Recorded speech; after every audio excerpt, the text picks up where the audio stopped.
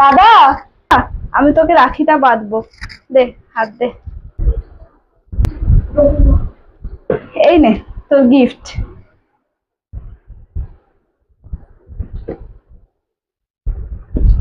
40,000 টাকা দামের গিফট নিয়ে আমার কাছে এসেছিস?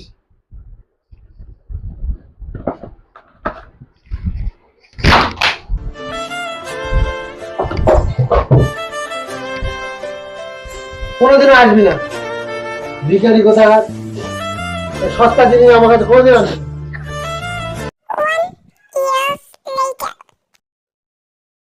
কি গো, মাথা চুলকাচ্ছে, এত চিন্তা করছো কেন? কি হয়েছে?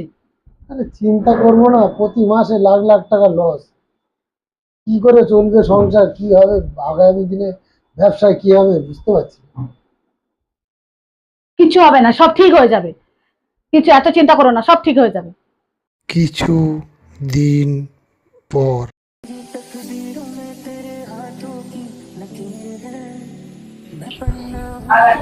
দাদা, থাক থাক থাক থাক। আজকে রাখির দিন তো, রাখি বাঁধবো তোকে, হাতটা দে।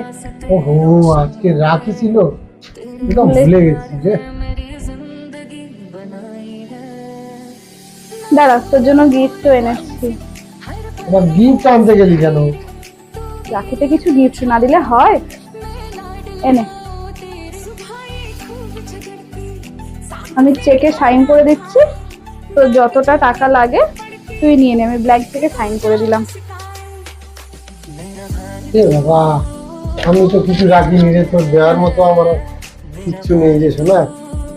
কিচ্ছু লাগবে না, বিশ্বাস কর আমার, তুই ভালো থাকলেই আমি ভালো থাকবো। তোর মনে পড়ে যাচ্ছে রে, তুই গত বছর কত অপমান করেছিল। ওই জন্য বলেছে মানুষ পয়সাই সব নয়, ভালোবাসাটাই মেন জিনিস। হ্যালো বন্ধুরা, এটা কোনো ফানি ভিডিও না, এটাই সত্যি কথা। পয়সাই সব নয়, ভালোবাসা দিলে ওই ভালোবাসা পাওয়া যায়।